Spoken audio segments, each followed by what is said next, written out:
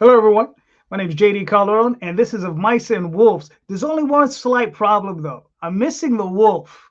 This guy, he's will hopefully show up a little bit later, but that's a whole other story. So, without further ado, let me bring in the guests, the important people. Yes.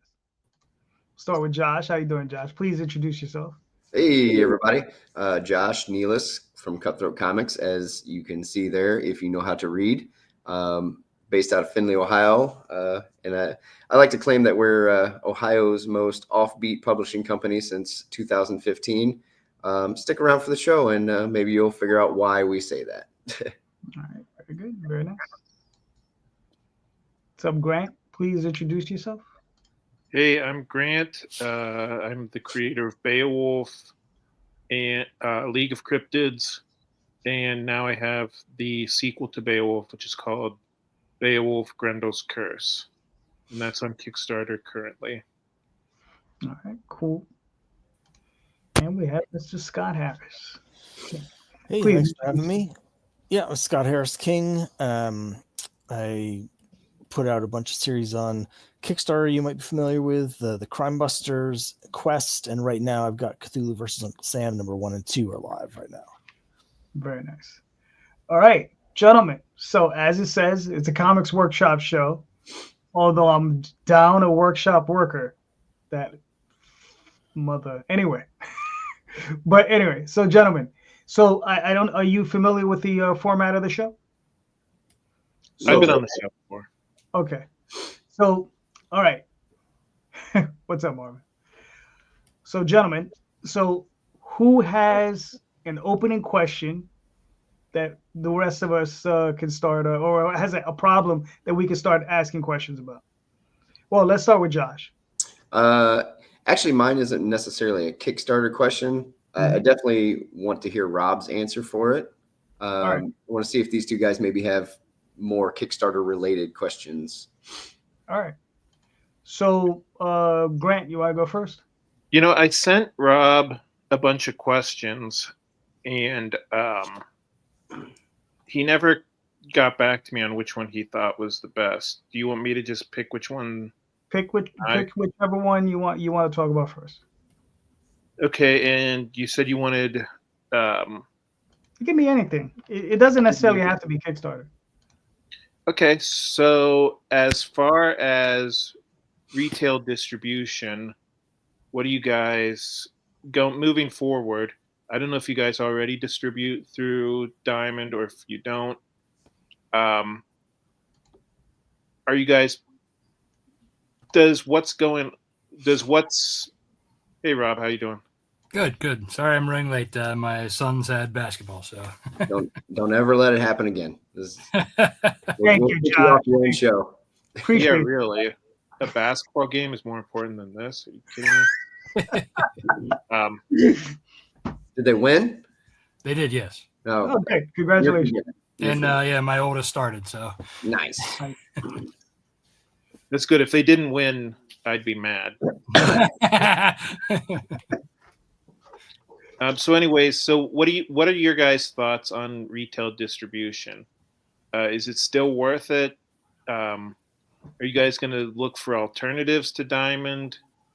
What do you guys think? All right, cool. Grant, before we answer your question, Rob, please hit your spiel because I was terrible at it. Go ahead.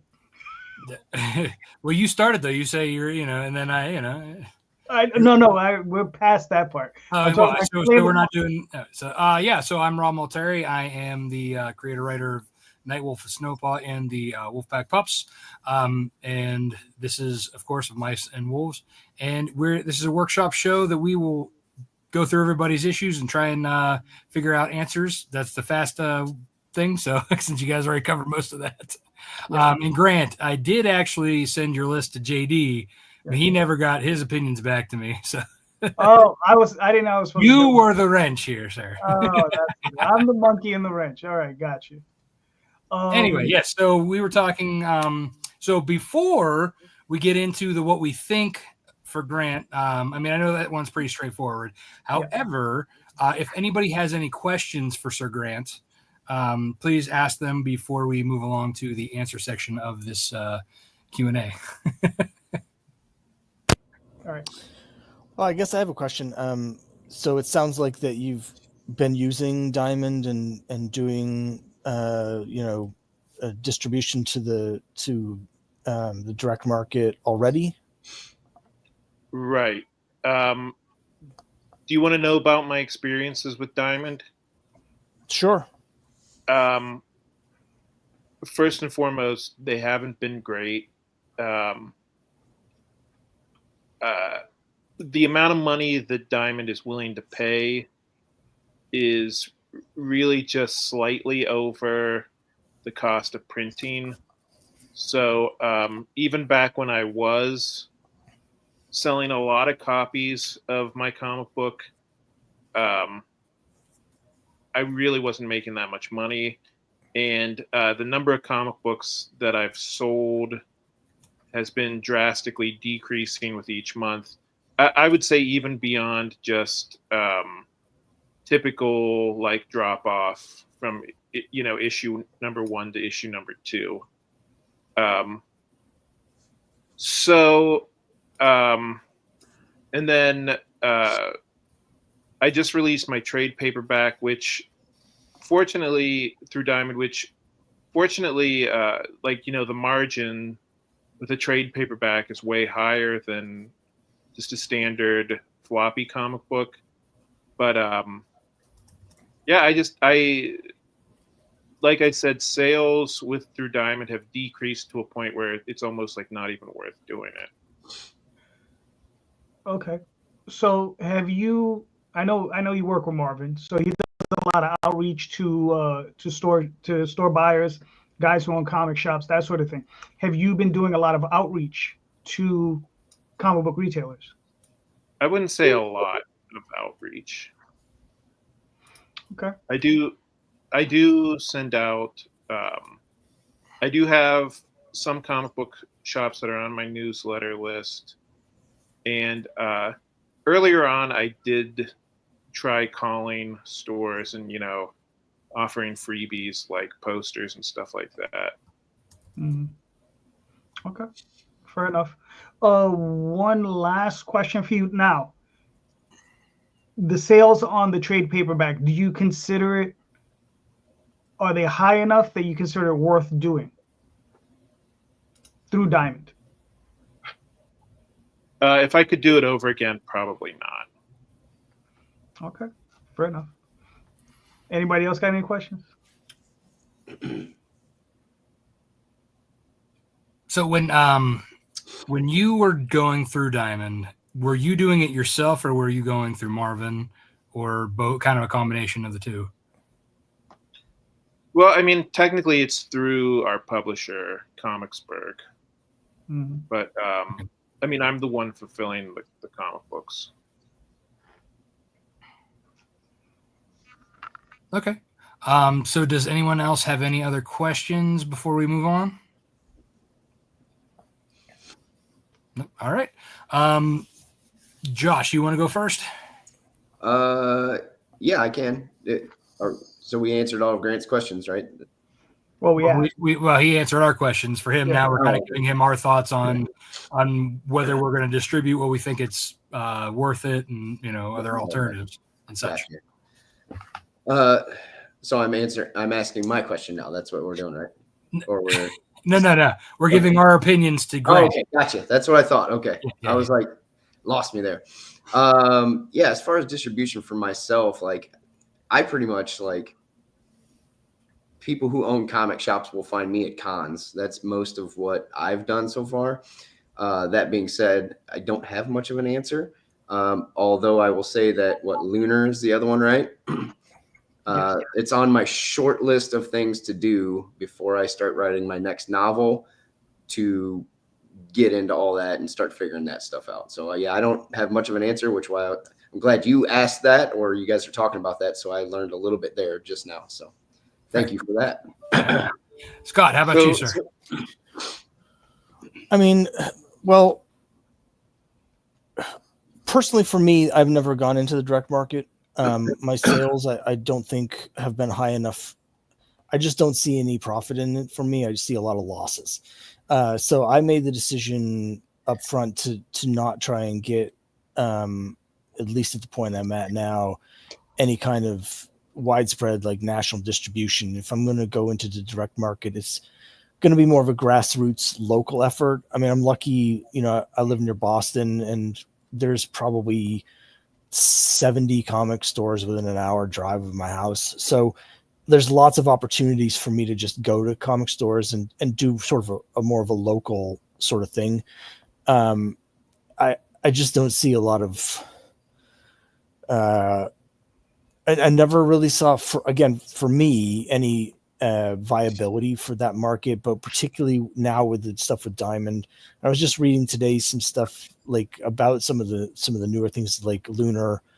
I know like Antarctic Press had a thing where they were basically saying that they haven't been able to get in with like Lunar and some of these new alternatives to Diamond. So for me, it would be if I was in a position where I was looking to do a broader distribution, I think I would be in a wait and see mode here. I don't feel like this is a great time to try and do something with Diamond.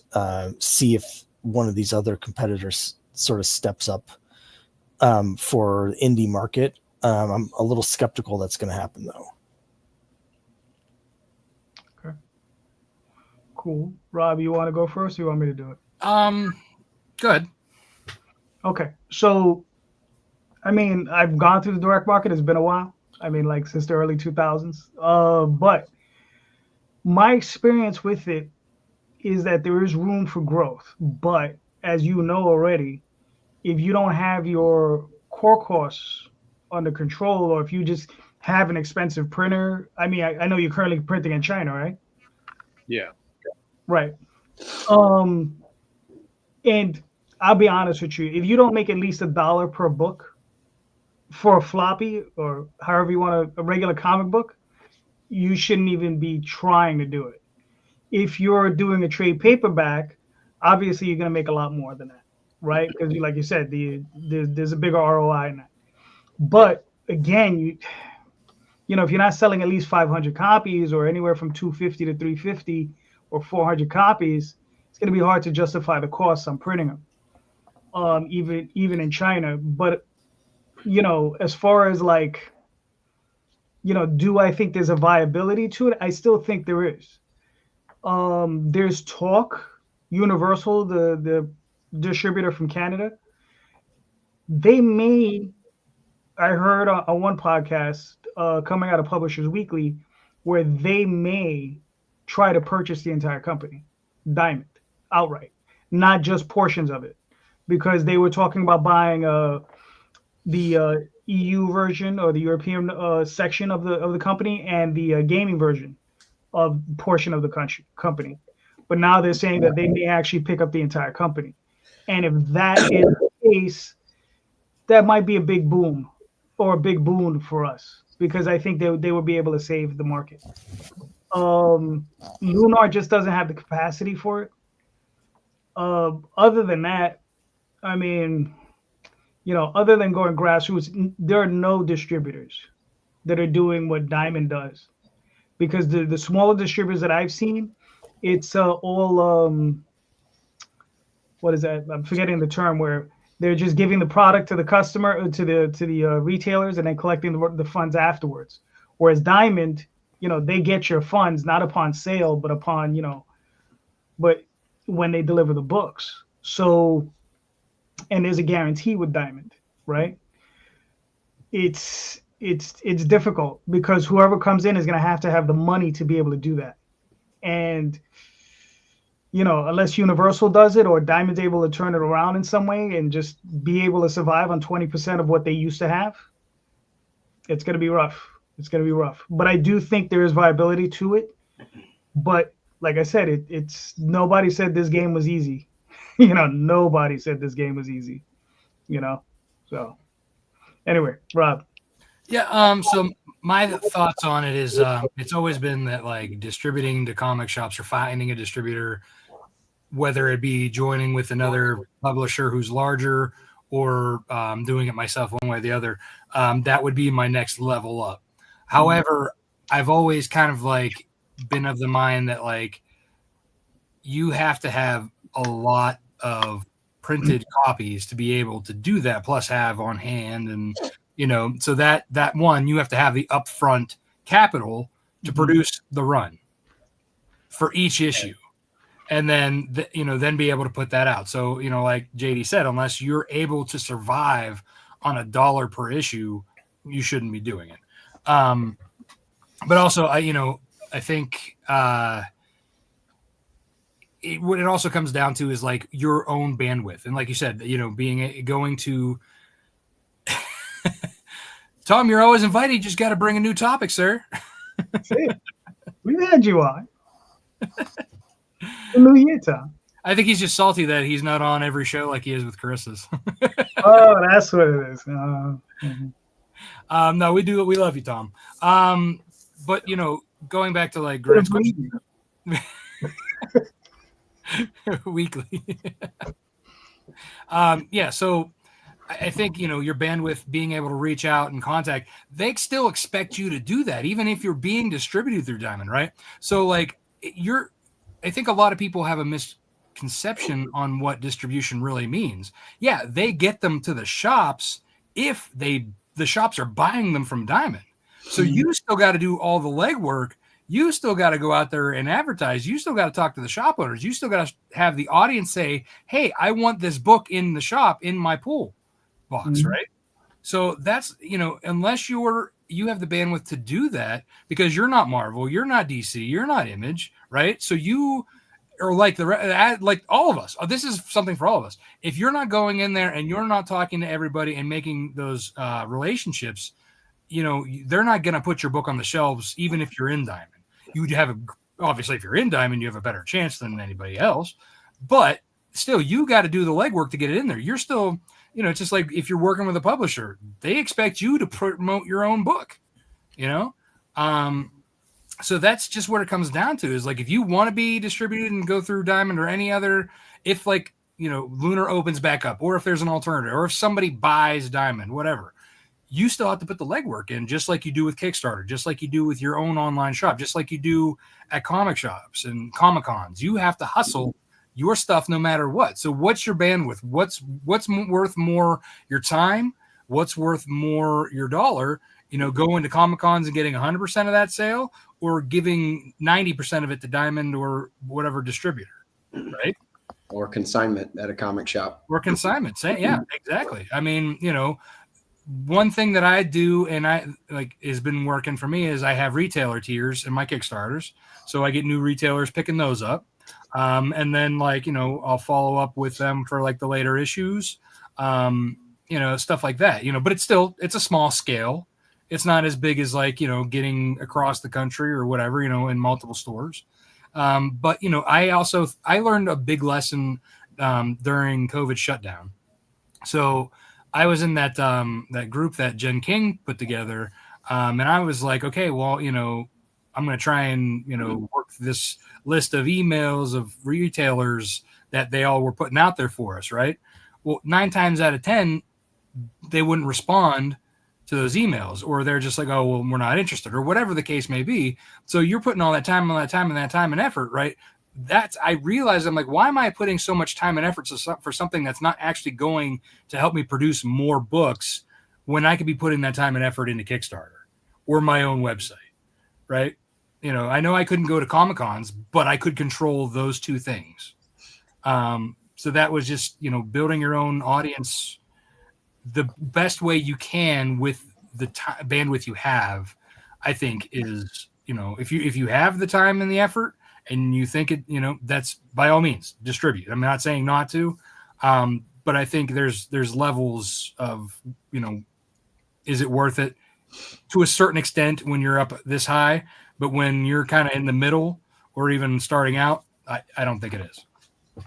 Yeah, and let me just add, it was consignment is actually the word I was looking for.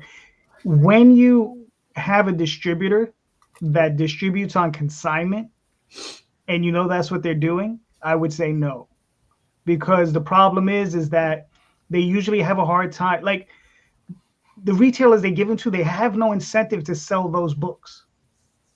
okay? Because they didn't pay for them. You understand? So whenever they basically got it for free, right? If they sell it, they sell it. If they don't sell it, they don't sell it. So it's no skin off their teeth. There's just a little space on their rack. And trust me, you're behind 20 Marvel comics. Yeah. So you're probably not even going to get seen. And it's up to you to follow up with them to find out if they even sold. That's the problem. No. Some of these distributors will do that on your behalf. But even then, it's like, like I work with one guy, and I had gotten some small check out of a small payment out of him, but I haven't seen anything since, and I've sent him 3 cases of books. Yeah, right? There are a couple small shops around Pittsburgh that I'll do consignment with, but for the most part, I don't mess with consignment. Right. Yeah. I mean, listen, if you know the retailer personally, that's different, right? So if they're a local guy to you, that's different. But if you're talking about, oh yeah, I'm gonna go around to 50 shops and just put your books on their shelves, it doesn't work, man. It doesn't work. Yeah, I stopped doing consignment because I kept forgetting who even had stuff.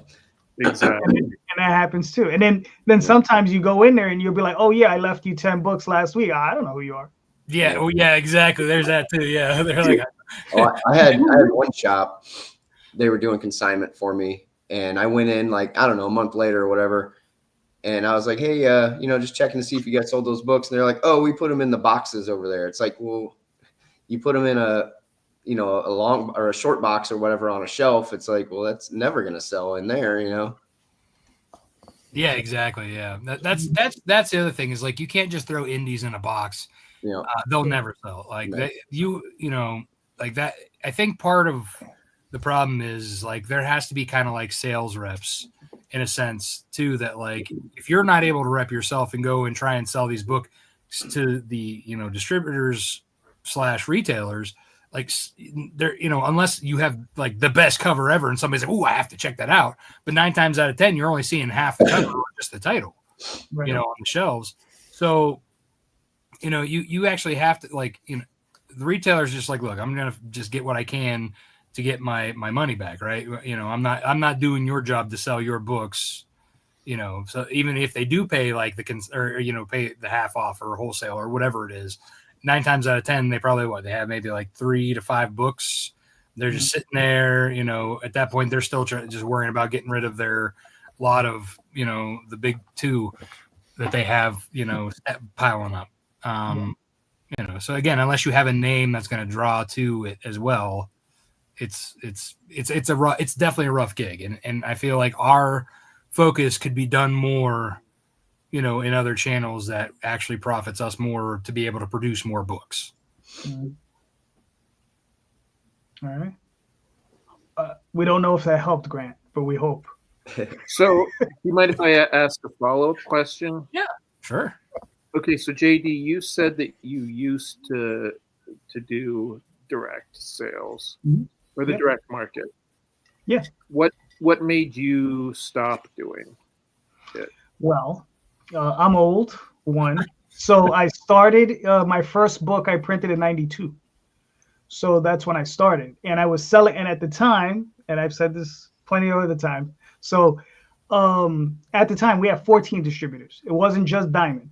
There was Diamond, Capital City, Heroes World, Hawaii Express, it was Hawaii Distribution. There was 14 different distributors. All of them distributed everybody. And that's another portion of the industry that's really messed up right now. Is the problem is exclusivity. Nobody was exclusive to everybody. Marvel and DC sold to all these people. Pacific Comics, Epic, you name it. There was all these different companies in there, right? Me, as a 19-year-old kid, went in, printed up 6,000. Well, the orders were closer to like 4,500 books, right? Did no advertising. Nobody knew who we were, right? But we were in 14 catalogs with our little covers, right? And we were able to sell that many because there were 1, like 10 or 12,000 comic shops. 2, there were 14 different distributors, right? There was Capital City, they were the biggest one. Then there was Diamond.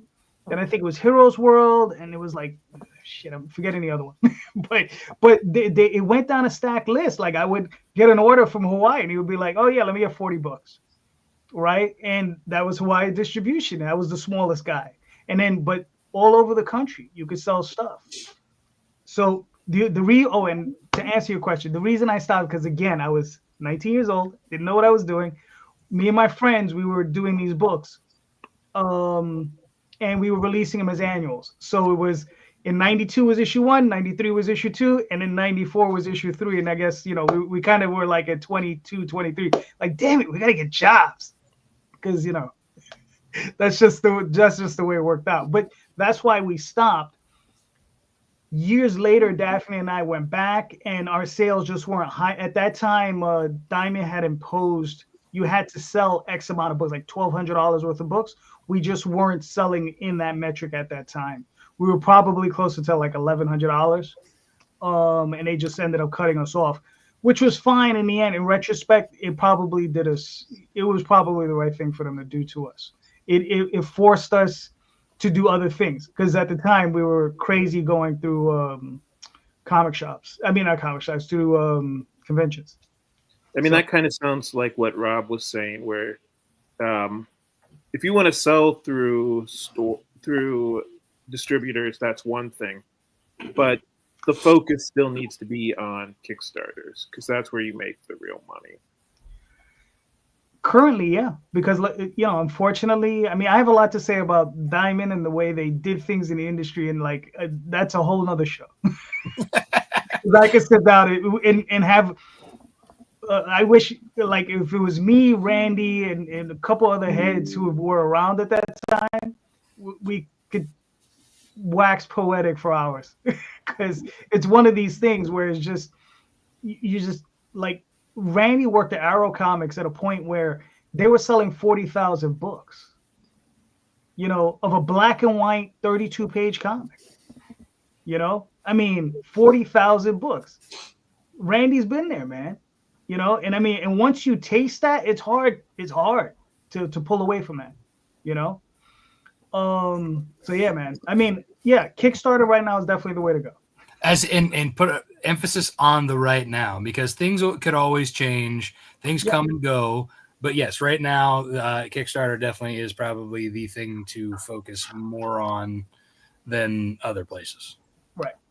Not saying that you can't try other things. I mean, definitely experiment. Yeah. But the main focus should still be, if you can't get to a Comic-Con every weekend or every month, Kickstarter is definitely the larger, it also depends on how often you do it as well, too. I mean, yeah. Yeah. All right. Well, hopefully that helped, Grant. Sorry. So it helped me. So, Thanks, guys. Well, at least we're helping somebody. Hopefully we're not depressing everyone. Jesus.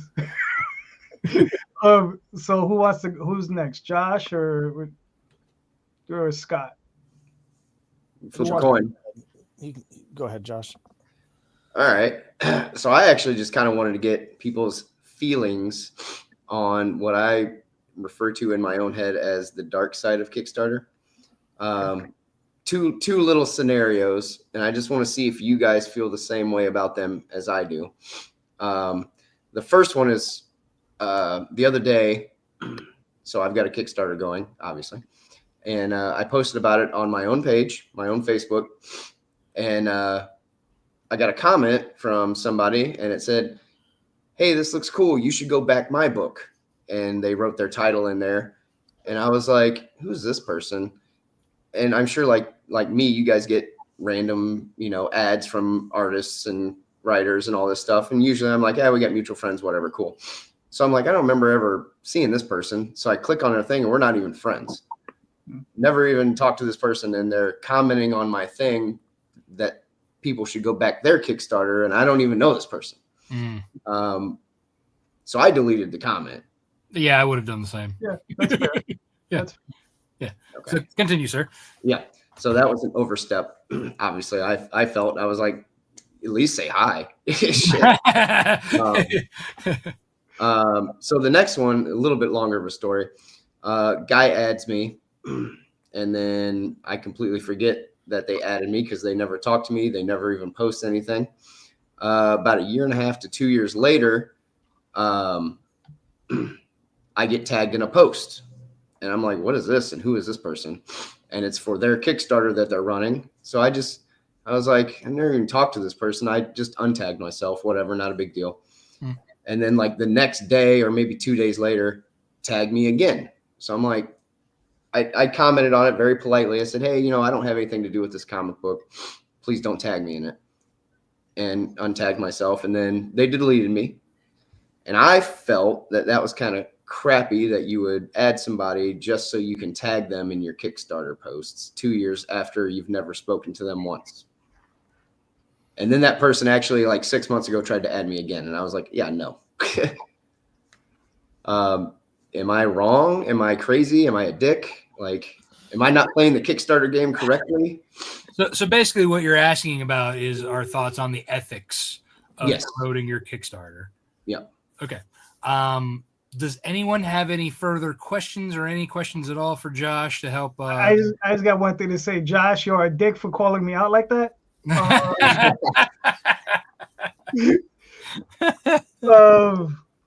Yeah, I just follow up. So is this? I'm just wondering what platform is this on? Facebook that this was happening? This was, yes. Okay. Well, I'll say like, I only have a Facebook account for comics. I deleted my personal account. Everyone on my friends list are other comic creators or whatever.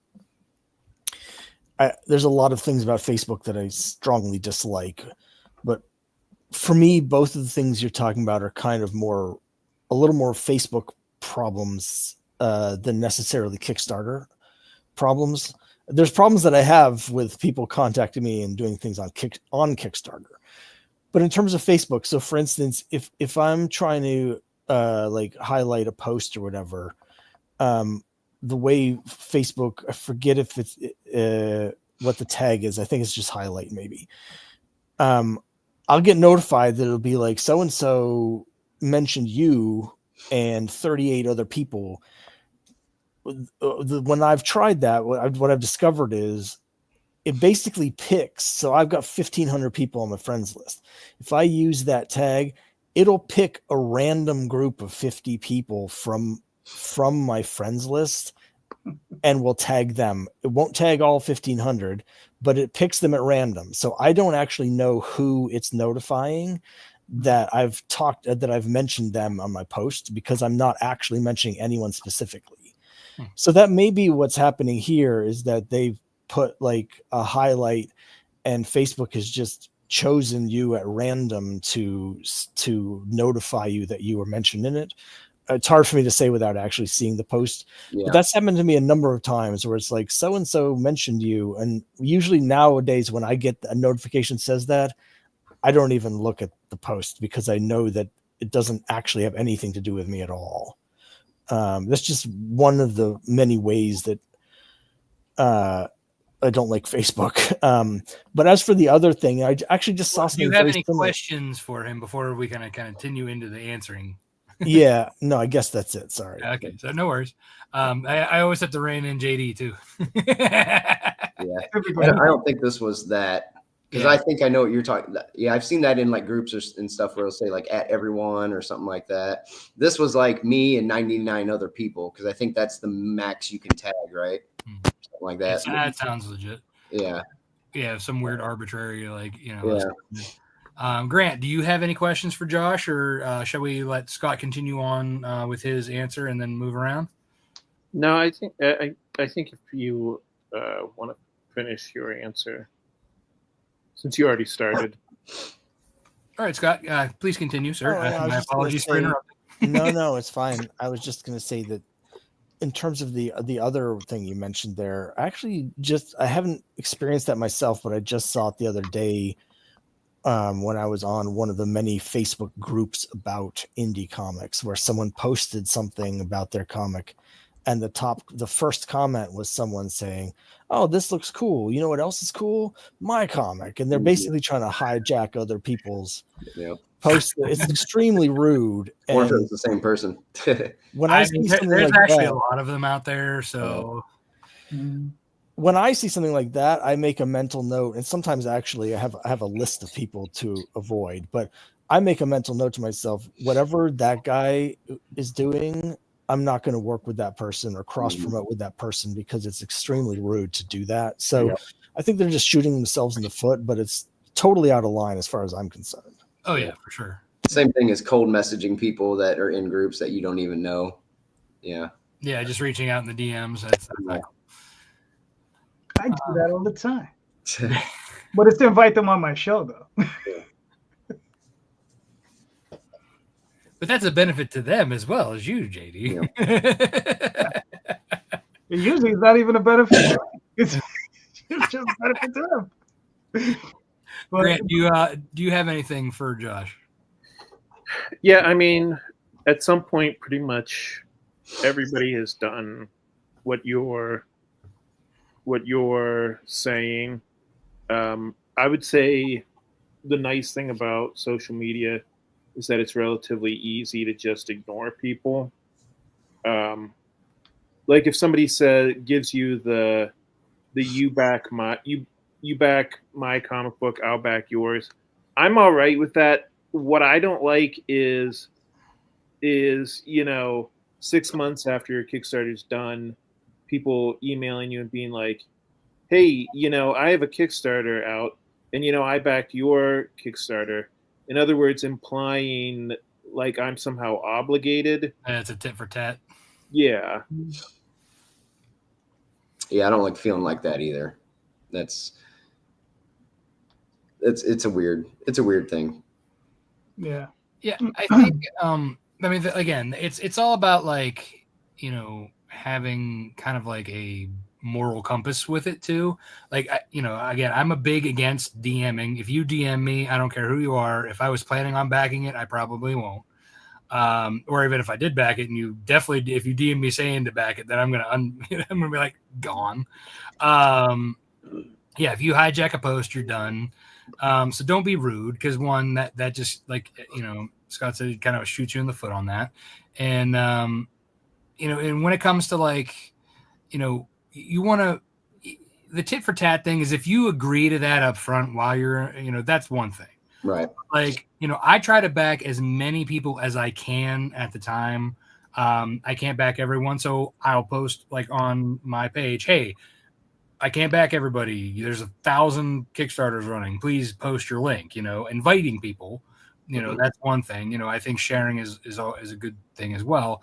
But I don't expect anybody to back my stuff. I don't expect them to expect me to back their stuff. Especially right now, having some financial issues with my company that I work for going under. So I'm not going to be backing a lot of things. So if anybody's out there expecting me to, not.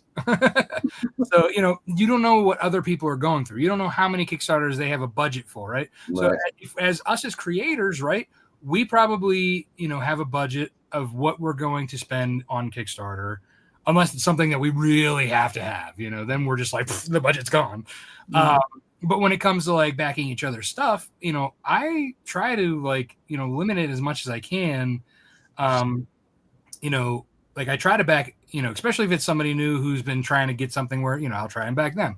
If it's a friend, I'll back them. If it's a project that like, it's somebody that I'm, have mutual friends with or whatever, and we have mutual respect, I try to back. But again, if it's to the point where I'm like, okay, I can't back you, but I will share your stuff, but then don't try and make me feel guilty for not backing, and I think it's kind of that golden rule: do unto others as you would have them do unto you, if you will. Yeah. If they like people like being dicks to them and saying, "Hey, I'm going to hijack your post," I'm going to DM you.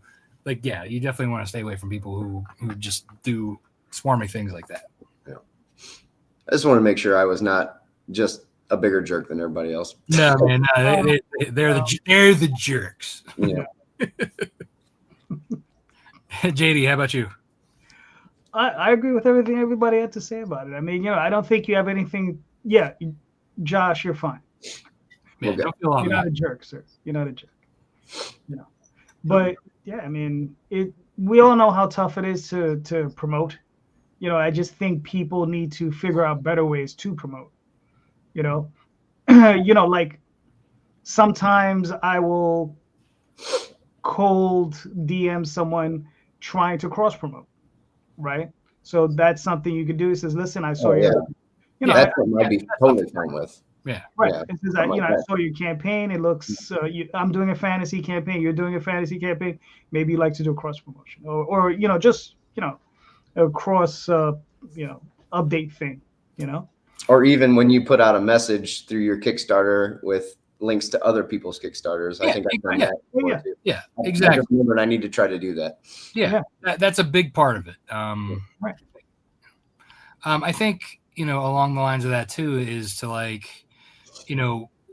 people have to realize too is that if you are a Kickstarter creator, you're not technically the artist or the audience of another Kickstarter creator. Yes, we do back each other's stuff often, but really you want to find your audience and promote to them properly, not bogart somebody else's. Right.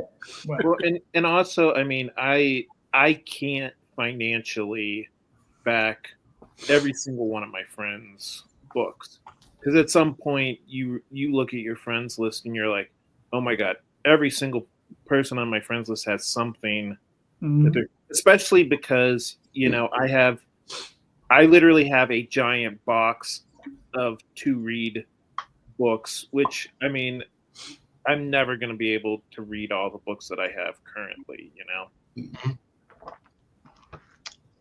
I don't think you're trying hard enough, sir.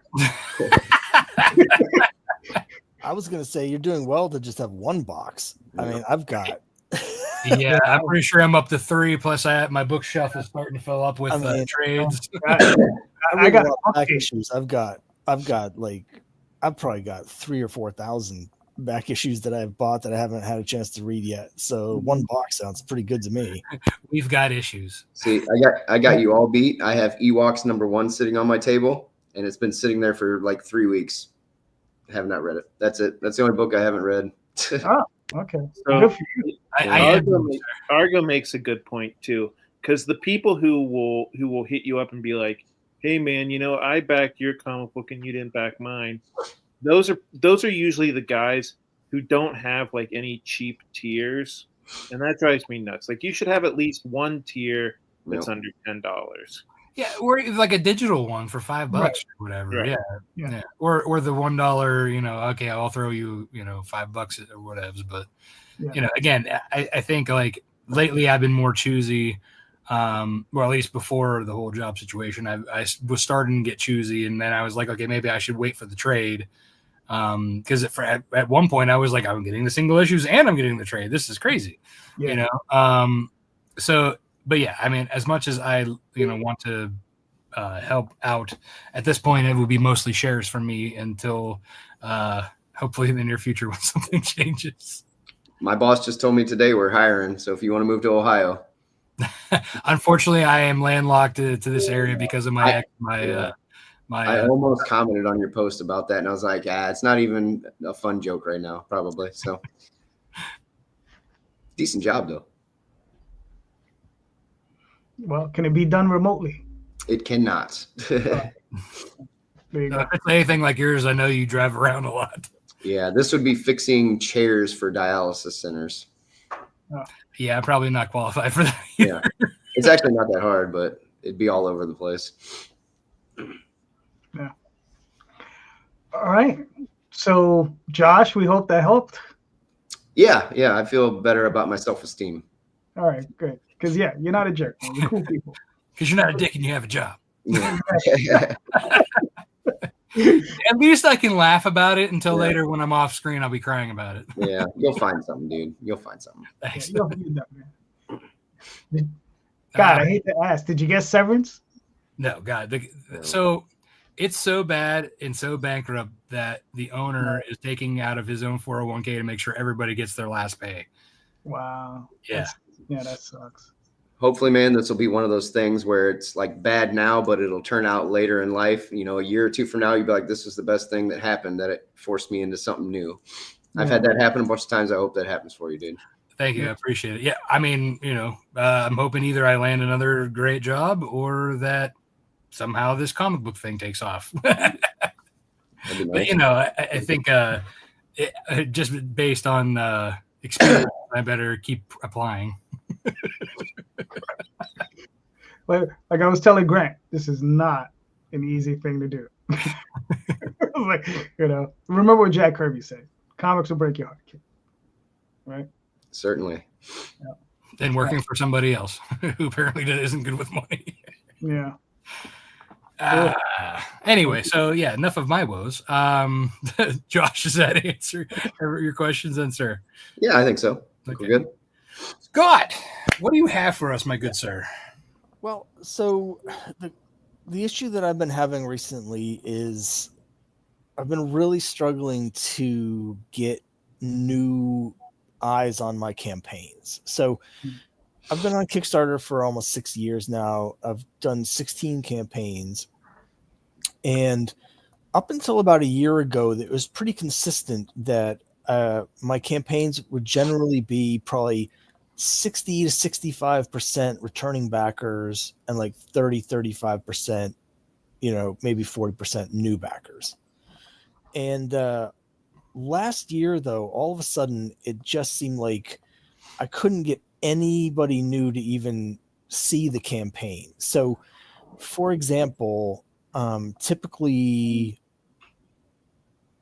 very consistently for, say, my first 13, 14 campaigns, my conversion rate for my followers was almost always exactly 30%, sometimes 27, right? The last campaign that I had for my Fantasy Comic Quest number 4, which was in October,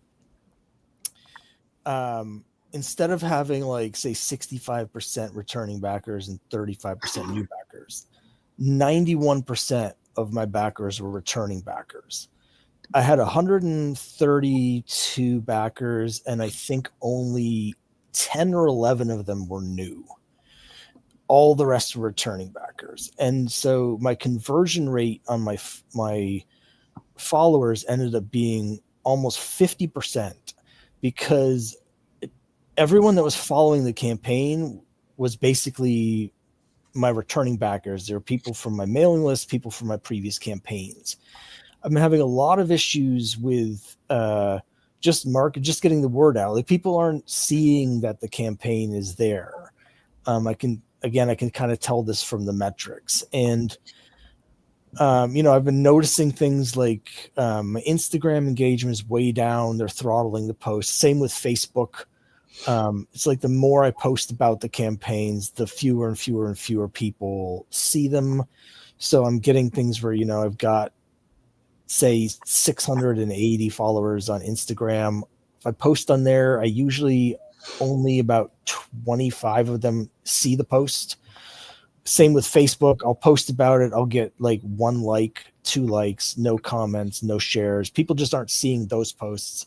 And I'm seeing that across the board with everything. And so I'm trying to figure out new ways to get eyes on the campaign, because like a lot of people, big problem I'm having is that when I'm having my returning backers come, they already have all the previous issues. So my per backer average pledge is very low. And if I bring in the new backers, they have a much higher, because they're getting like all the back issues. So right. I really need to have a steady flow of new people coming in, and I just am stumped doing it. Now, having said that, one thing I should say, because I know I'm going to be asked this, I made the decision at the beginning to basically do this sort of grassroots. I haven't done any paid advertising at all. Mm-hmm. But all the various grassroots sort of social media, whatever, they just all seem to have died in the last year, and I'm stuck as to new strategies. So that's my question, is like, what can I do to get new eyes on it? Okay. Does anybody have any follow-up questions for Scott to be able to help him workshop this? I have a couple. Okay. So Scott, other than Facebook and maybe Twitter, are you on any other types of platforms? You know, Blue Sky, Reddit, TikTok. You know, are you in any of any of these other spaces trying to find new readers? Yeah, so I'm not on a Twitter, but I'm on Blue Sky. I've got 500 followers on Blue Sky. Mhm. I've been working on TikTok quite a bit for the last, say, 4 months or so. I've got, I think, 750 followers on TikTok. My main thing has been my YouTube channel. Now I mostly talk about back issues, but I also talk about, my comics as well. Like I'm simulcasting this here. I've got Mhm. almost 1,200 subscribers on YouTube. And yeah, so, and I'm active on Reddit, although not that active. So, I comment here and there in various sub forums. I'm more active in the back issue, like the comic collecting sub forum, but things like the comics writing sub forum, I'm relative, I've posted there a number of times talking about the comics that I'm making and stuff like that. So I have a small presence on Reddit, but not that active. Okay. Do you have an email list that you've been building up? And do you use if you do you use like a freebie, a giveaway to like incentivize with a landing page for them to sign up for your list? Yes, and sort of. So I've kind of done the same thing with the mailing list as with the advertising in general. Like I haven't done any like big giveaways. I haven't like subscribed to things where I'm just getting like 5,000 random emails because they want to get the free thing. Right. Because I really have been focusing on trying to get like the engagement. So I've mostly been collecting the emails from my Kickstarter campaigns. I do have a landing page where I try and push people to it through some of my other social media. And if they sign up, they'll get like a free PDF with, Crime Busters #1, or I forget exactly what I have in there. So, right now my mailing list, it is still very small. I've got about 430 people on it. I have really good engagement. Like my last couple emails, the open rate was been about 50%, I think, recently. Good. Yeah, that's actually really good. That's So, I think they say the average is like 30%. So 50%. yeah, I've been really doing around 40 to 43%, but I recently removed about 60 or 70 email people that had never opened any of them. Yeah. And so the rate now it's up to about 50%. And that seems to be where most of my support comes from. So like, again, I was very happy with how many people came back for the last issue of Quest. I've done 4 issues of that series. My backer count it was like 143, 134, 142, and 131. So almost exactly the same. And this last time, again, of those 131 people, I think something like 119 of them were returning backers, 120. So the people that are reading it are coming back. I just can't get anyone new to see it. Yeah. Okay. Grant, do you have any questions? No, I mean, I think he was pretty thorough. Okay. Josh, how about you? Can I have your email list? Now that's a dick move. Under the CAN spam laws, I don't think I can give you my email list. But you can cross promote the DMs. Yeah, Cross- true. Yeah. there you go. JD, do you have any more questions? I have one more that I can think of, but if you have one, I'll let you go first. No, ask yours. I'll ruminate. Okay. So when you're doing, you have like for the Crime Busters, you said you're giving an issue away for that when you're having them sign up. Do you have another one that's for the quest? I haven't, although I've been thinking about doing that. And also, like with Cthulhu versus Uncle Sam, for instance, I've only got the 2 issues out. One of the reasons I'm doing my current campaign, which is to reprint them with new covers. But I'm also doing it because I want to sort of remind people this exists, because I've just started working on issue 3, so that'll be out later this year. So I'm trying to bring it around. So, I've been thinking about doing a quite large PDF that'll basically have the first issue of all 3 of those titles in there. But at the moment it's just Crime Busters that's available. Okay.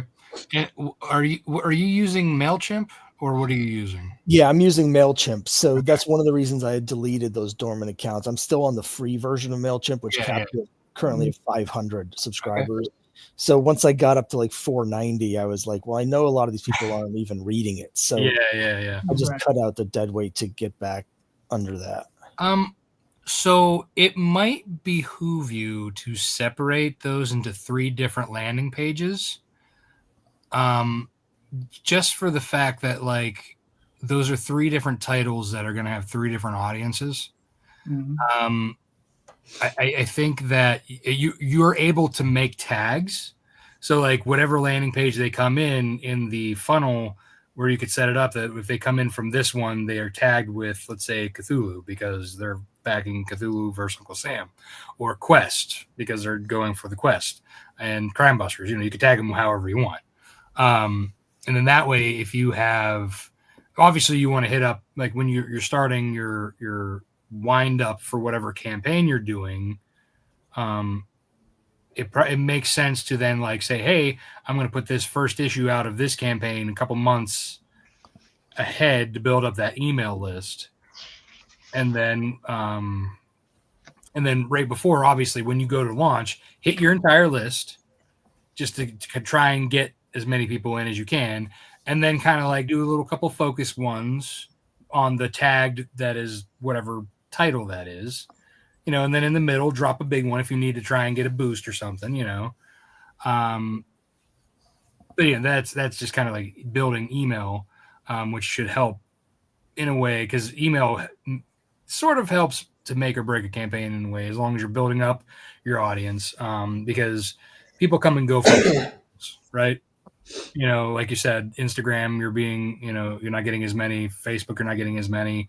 Trying to pull these people from different places into your list is really, then they're centering around you, right? So I think that's something that will help you prior to your launches. Now, that's not going to help you now, but that's something always to consider before you launch. You always need to go into audience building mode with your email list.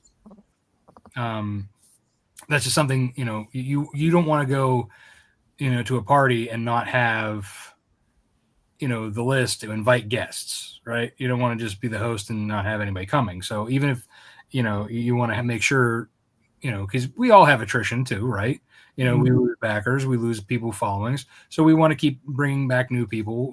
They are the lifeblood of us continuing to read, as well as the stable body of our current readership. But you always need new blood, like kind of like dialysis, if you will. Yeah.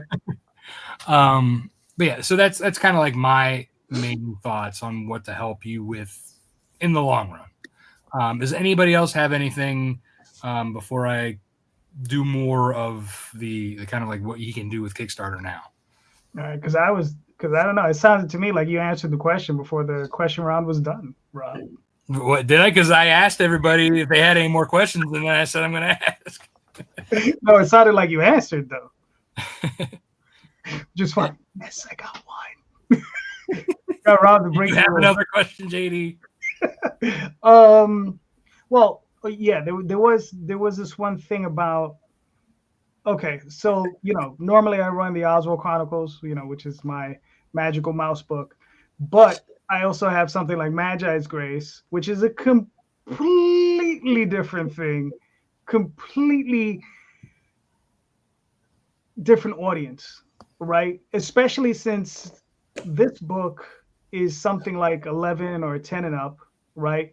And that book I sell with nude covers, sexy covers. I went completely.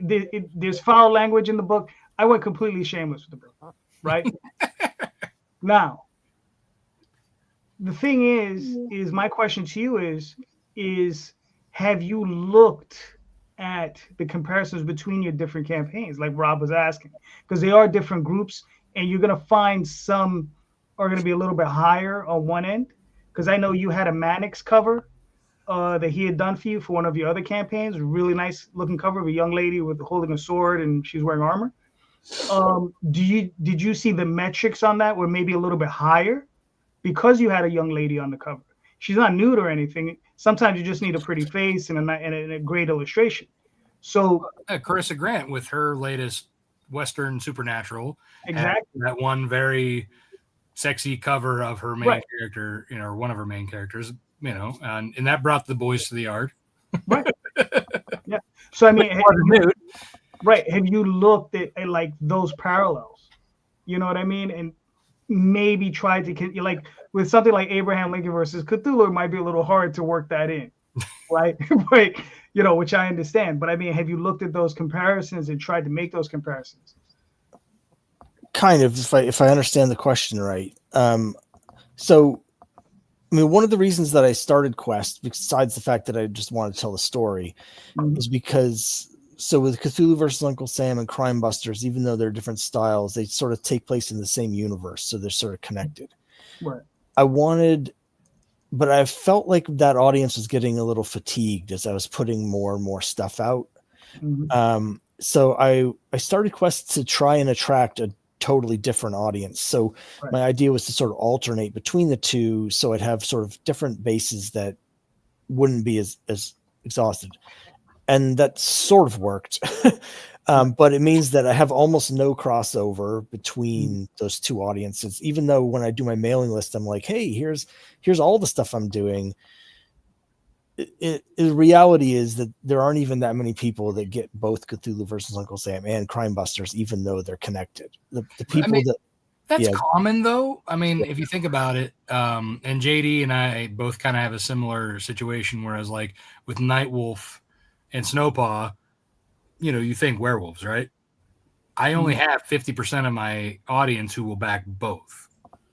Right. And then JD does, with Oswald and Tall Tales, and then with Ego Raven for Daphne, like that, there's barely any crossover between there, and they're all fantasy, Yep. Yeah, but to be specific, like, the main character of Quest is the female character, so she's kind of highlighted on most of the covers. The Carlos Herrera one was gorgeous, by the way. Yeah, I mean, I every issue I have, I'm bringing in like a new sort of artist spotlighting with this Virgin cover, and basically, I mean, I haven't brought in like any like huge names or anything, but in terms of the metrics, it hasn't mattered. My overall backing has been the same, but also the backing for those covers, like at that level, it's been almost exactly the same, regardless of like which character's on the cover, who's drawing it. I haven't really noticed any difference. Like with Crime Busters, it's a little different because that's sort of like a Scooby-Doo sort of thing. It's drawn more in Archie style. So that's not something I would have like a sexy cover or anything on like that. But I do a lot of variants, mainly just because I like doing them. Because as I look at the metrics, like had to see how the covers are doing. And honestly, from issue to issue, the numbers are almost exactly the same, regardless of what the cover is, what the subject of the cover is, and who's drawing it. They seem to be the same. The only cover I've had that really was sort of an outlier and I've sold out of it was a cover I did that was an homage to Hulk 181. That was it. Other than that, it almost doesn't seem, for the way I've been doing it so far, hasn't moved the needle either direction. It's just sort of like people like the concept of the cover block that I'm doing, but the specifics haven't really moved anything. And that could change. Like, so let me ask this. Some of you may have more experience with this. Like, I've considered bringing in sort of more expensive, popular artist who maybe has like a large following in social media. The people I've been using, I've loved their artwork. I haven't noticed any kind of boost from their fans or anything from any of them. So I've contemplated trying to figure out like which artists, have the big fan bases that are really engaged, and maybe spend more money to hire them to try and get those people to come in. I don't know if that like would convert into people that would only buy that person's cover, or whether maybe they would stay for other issues. Like, I don't know if anyone has any experience trying that sort of thing. That's really hard to say. I mean, you guys mentioned Carissa Grant before, and I did notice that this most recent Kickstarter, she really jumped up, and she's crediting all of it to the one cover. I mean, she did a lot of variants with that too. Like she did like metal, different cover. Like she did a lot of like limited exclusives. And it was focused a lot on that particular cover. So I think there is merit to what she's saying as far as that. But continue, Grant. I'm wondering how much of it has to do with what you were saying. I mean, if you're suddenly charging, like $40 for a metal cover. I mean, yeah, your Kickstarter is going to make way more money. But then you also have to think like, I mean, I stopped doing Chrome covers because I realized like, I mean, they're so expensive, and like, yeah, you can push that expense onto the customers, but at some point it's like, are you really making that much more money? You know what I mean? Like, really, what is it accomplishing other than being just like a super impressive Kickstarter? You know what I mean? Because like if it costs you like $11 to print a metal cover, and you're only selling them for like 15, you're really not making a bunch of money.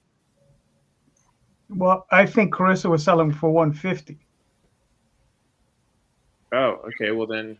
Yeah, that's different. Yeah, she, like I said, they were like super limited. Like she didn't order a lot of them. I mean, I sell them for $75. But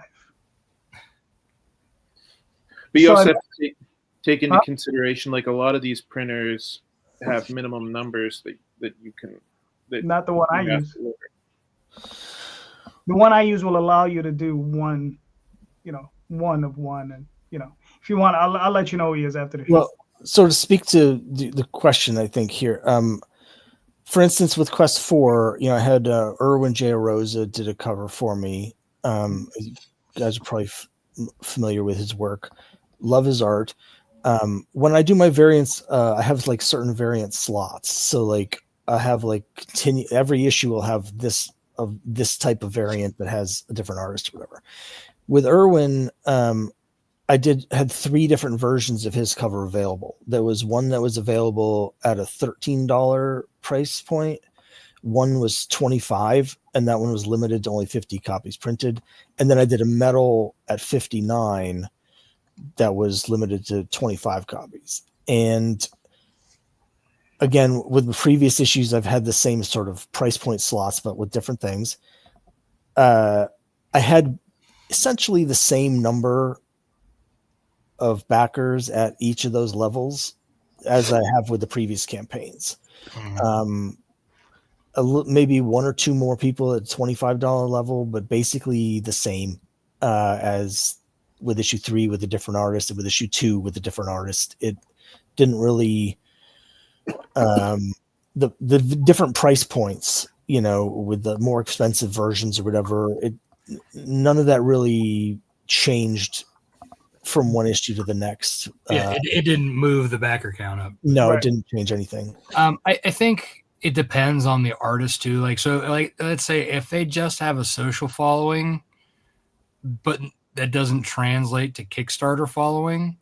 I think part of that gaming the variant cover is finding a talented artist who's not overly expensive, who is very popular on Kickstarter at the moment. So that's kind of like, you want to be like, hey, you want to judge your budget. You don't want to go past too far because, you could go far and but not make a difference on how many backers it brings in if it doesn't pay for itself. The other thing is, like I said, the following on Kickstarter, if they have people who back just for their cover, that still may not mean that they're bringing to the next campaign that they're not involved in. Right. So yeah, it may move the needle a little bit that campaign, but then you got to find somebody that then ones up that to keep that in that, so really I think that there's kind of a nice balance of having somebody who's popular artist on Kickstarter, but also who does a great job that says that cover is amazing, right? You almost want to be to the point where like, I don't know which one's the best cover that I have, situation like that. People are like, oh, I want them all. They're so good. You know what I mean? Like that's almost like one that'll help with your, average pledge, but also like, if people like in general just are attracted to a cover, like how many times you walk into a comic shop and you say, I like that cover, I'm going to check this book out, because that's really the first thing people see before they pick it up and then look inside. But and I know you have your pages as well on the site, so it's like not one of those things where it's like you're just hiding behind the cover. Yeah.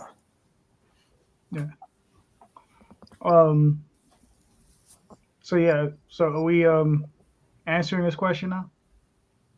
I think we've been kind of answering them. I don't know if Josh has had a chance and had an opportunity. Honestly, you guys are more successful at Kickstarter than I am, so I'm basically just trying to absorb everything. The one thing I would say about the variant covers is sometimes if you have an artist and they have a fan base, those people might not be comic book readers. They just like the art. So you're not actually even getting a chance to get your story into their head. They're just buying that art, basically. Maybe. I don't know. Just there are some who chase art and don't read, but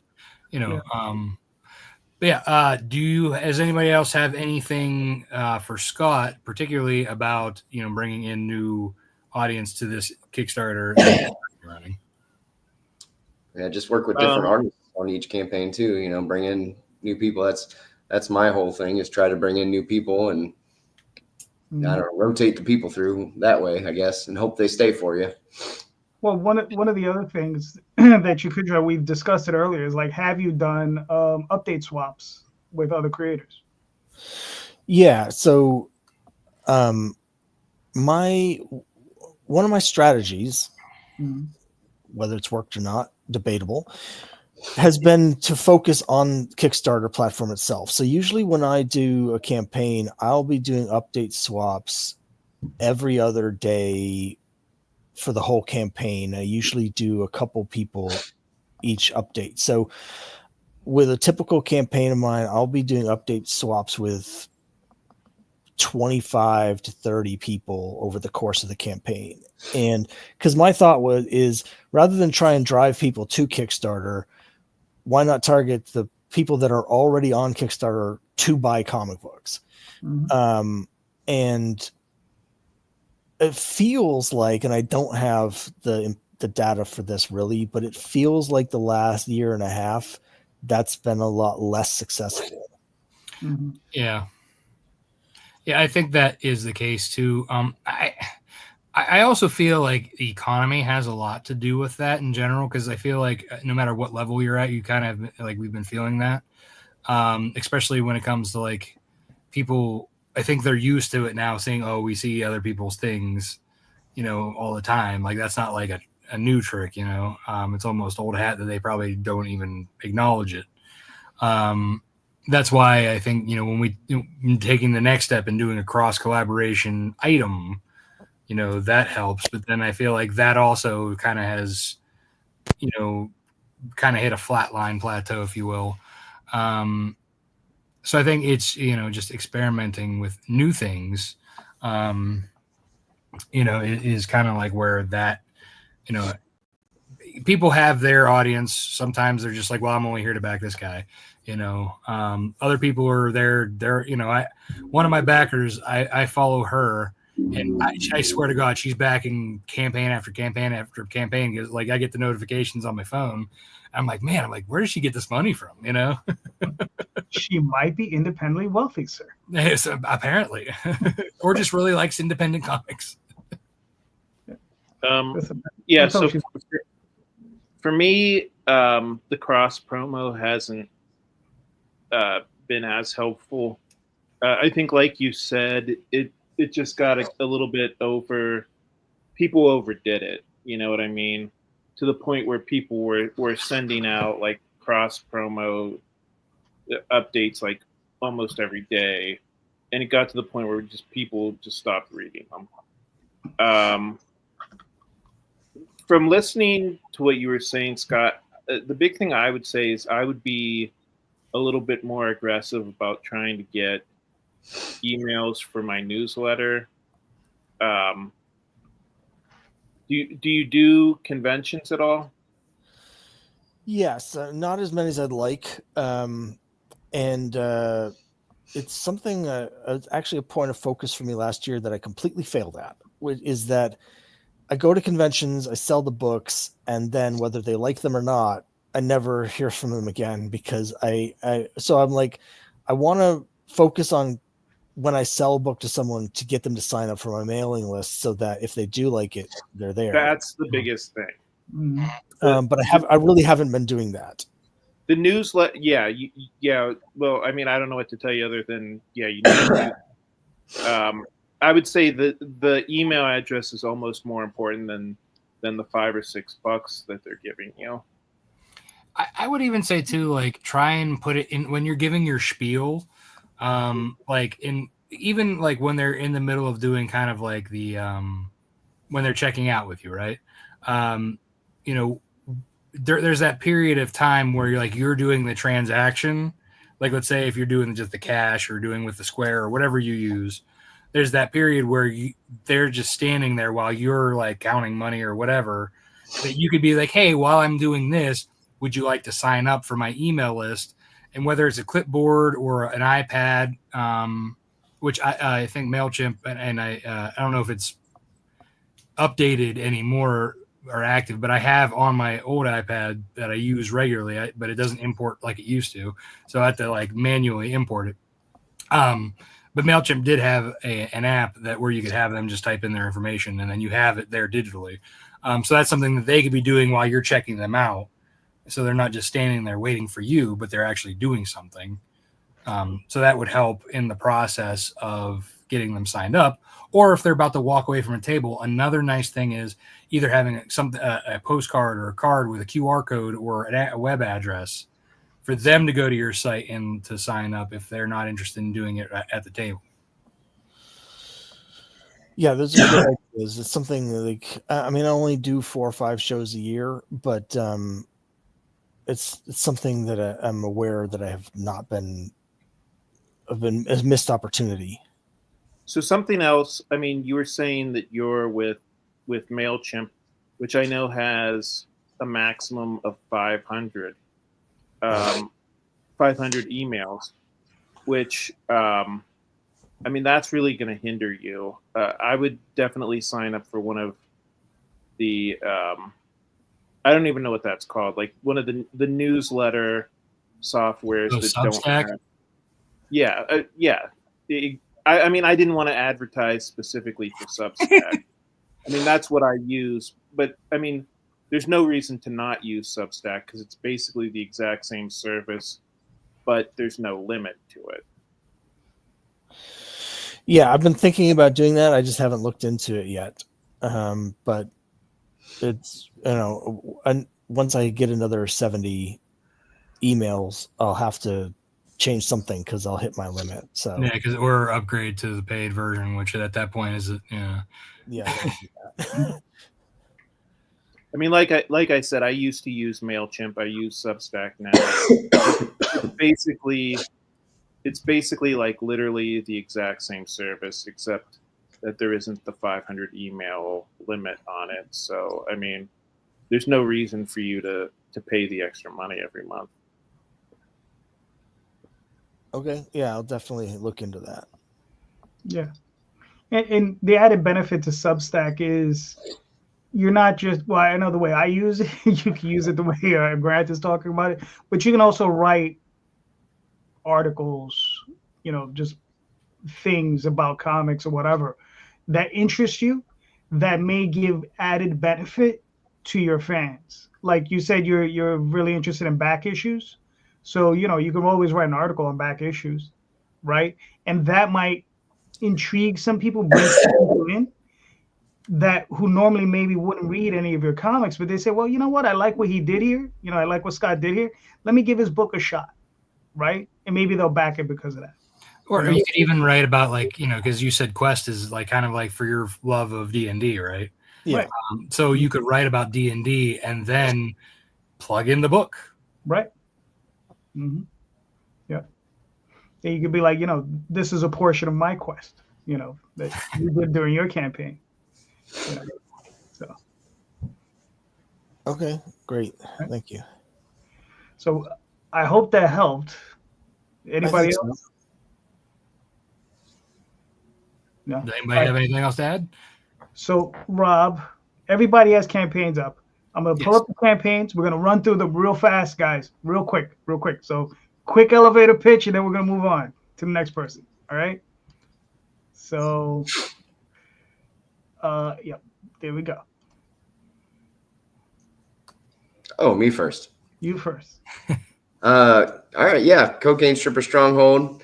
It's as ridiculous as it sounds. Basically, this is the comic series, which is a 4-part prequel to a novel I wrote a couple years ago, where a horde of zombie businessmen and a biker gang attack a brothel because they like cocaine and strippers. Novel, every 1 or 2 cons would sell out, so I knew I couldn't let it die. So I wrote the 4-part comic series.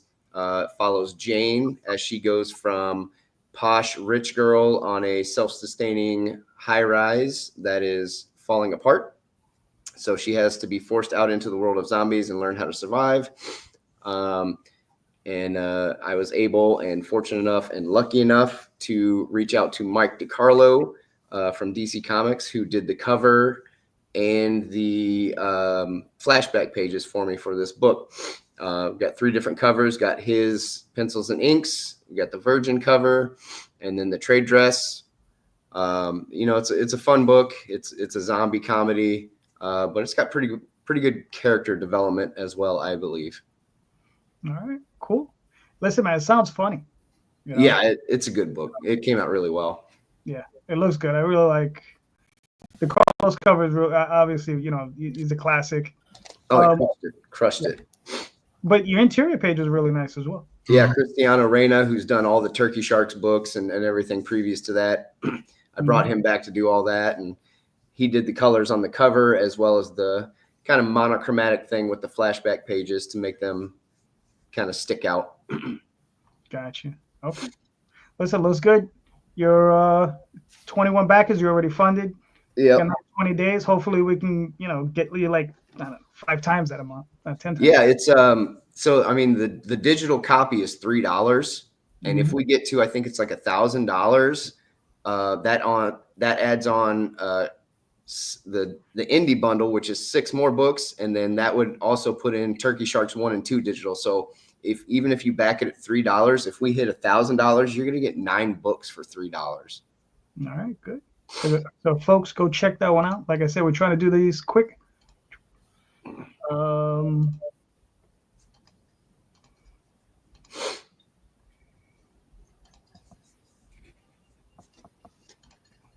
right.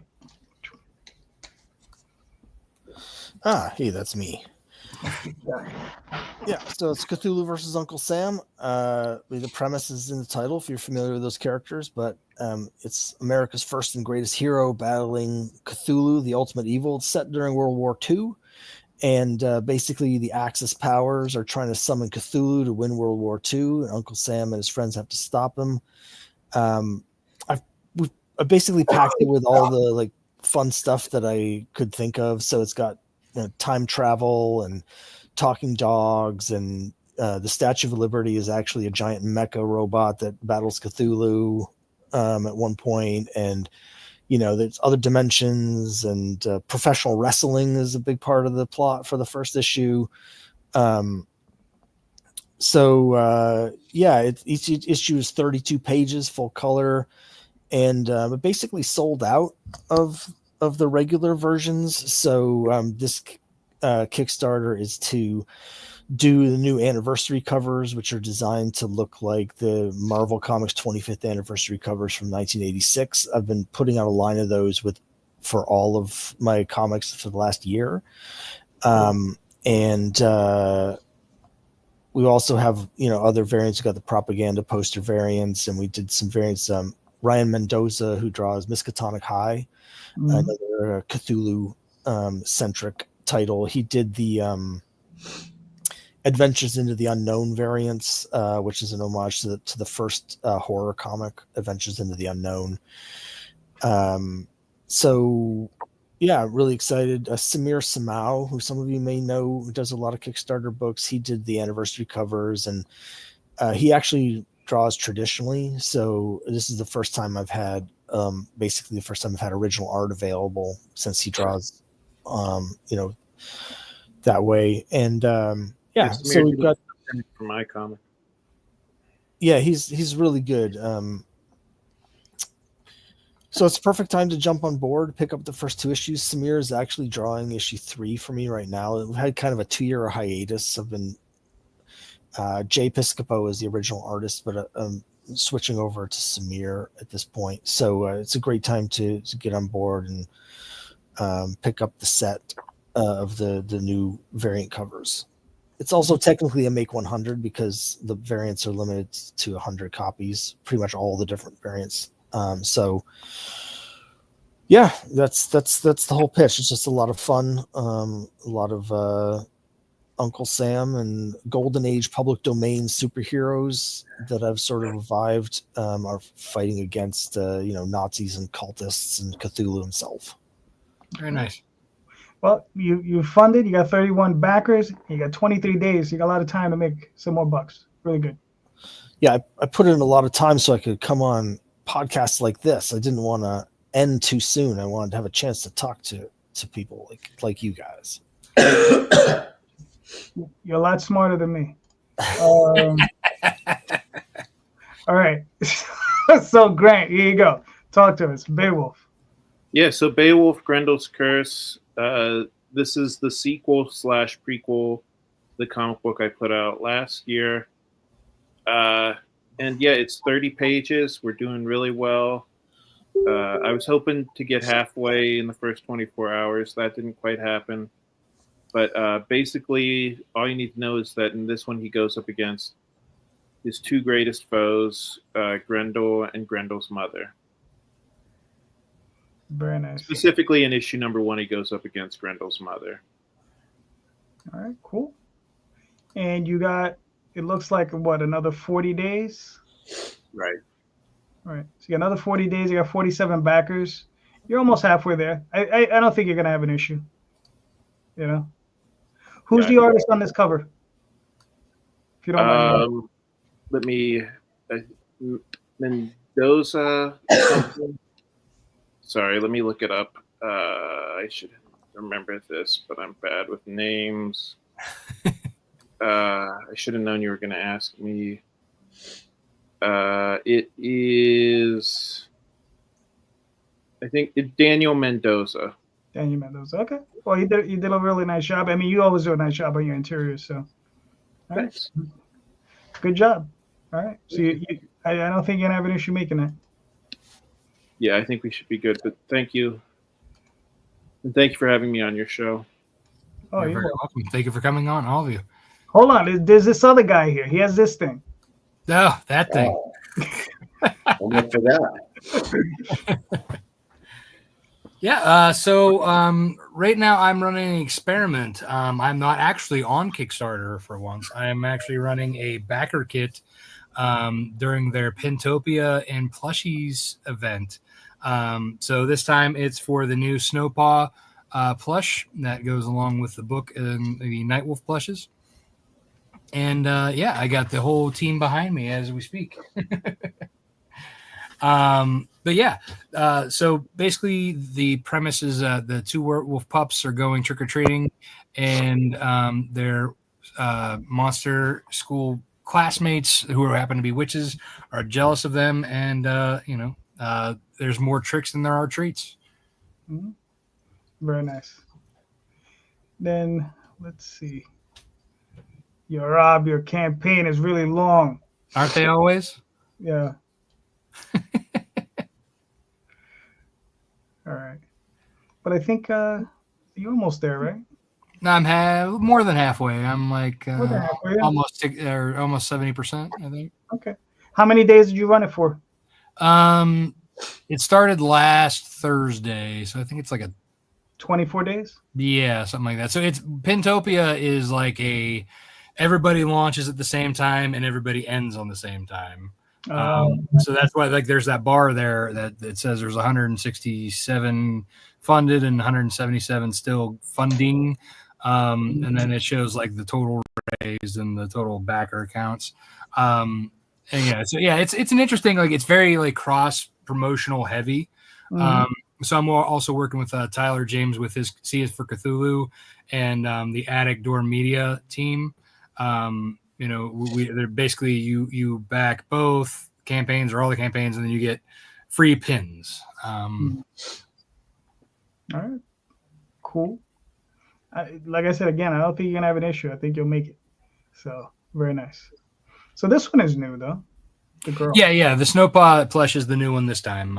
All the others are already in hand and in stock. But this is funding for the new Snowpaw. All right, cool. Very nice. Very nice. All right. So we got one left. Real quick. All right. So this is my book, The Oswald Chronicles, Passing Queens and Making Homes, issues 1 through 8, now in full color. Story about Oswald coming up in life as a young sorcerer, and him running into some friends and getting into some shenanigans, and that's all I'm gonna get into for now because it's really late and I gotta go to work tomorrow. But so there it is. But it's on Kickstarter for another 12 days. So there you go. Thank you, gentlemen. This was awesome. You guys are all great. Rob, do you have anything else to add to that? Oh yeah. Thank you all for coming on and sharing your projects and your workshopping issues. I hate saying it's issues. I know, like just whatever, like we like being able to bring you guys on and kind of workshop through things that you may be struggling with and kind of helping each other. That's why we do this. Yep. It's kind of our way of giving back to the community, and you guys are always welcome to come on, and we'll help you do stuff. And anybody out there who may also be struggling with something in the comic book industry, reach out to us and we will get you on. All right, cool. So to end the show, Scott, please let everybody know where they can find you and your works. Sure. Well, you can find me on YouTube as the Classic Comic Collector. That's also my handle on TikTok. If you want to look at my comics, crimebustercomics.com will bring you to my website. And of course, you can also follow me on Kickstarter. My name there is Scott Harris, and the Cthulhu vs. Uncle Sam currently live. Cool. Grant? Yeah, I'm Grant Lankard on most of the social medias. I'm on Blue Sky now, Threads, Facebook. I'm not on Twitter because I hated it. I'm trying to think. And comicsburg.com. All right, cool. Josh. Yeah, I mean, Cutthroat Comics, pretty much mostly everywhere. TikTok, Blue Sky, Facebook, Instagram, YouTube, eBay. I'm also Cutthroat Comics on eBay if you like older comic books. And then, yeah, that's it. All right, cool. Rob, where can we find you in your work, sir? Yeah, so you can find me, and apparently my cat and my son. You can find me at Lone Wolf Comics, Twitter, Facebook, Instagram, Blue Sky, TikTok. I may not be as active on all of them, but you can find me there. You can also find me at Rob Malteri on Twitter, Facebook, Instagram. LoneWolfComics.com is my website. WolfpackPups.com is my other website. You can find the Kickstarter, well, I guess the backer kit. Wow, man, I'm so used to saying Kickstarter. You can find the backer kit for the latest Wolfpack Pups at snowpod.wolfpackpups.com. All right, cool. I'm JD Calderon. You can find me on TheOzzoChronicles.com, TallTalesOnline.com, Facebook, Twitter, Instagram, all those different places under that name. Sunday nights, doing Indie Comics Explained, talk about the business of comics. Every other Tuesday here with Rob, and on Kickstarter. So go check it out. And just remember, everybody, all of these creators are awesome. All of these creators are working hard, and they're all doing great books. All of the links to their books are in the chat. In the show notes. So please go click on those links. Go buy those books, all right? Because they're awesome, and they all deserve your support. So thank you so much for being here. And just remember, read more indie comics, especially ours. Thank you, and have a great night. Thanks, guys.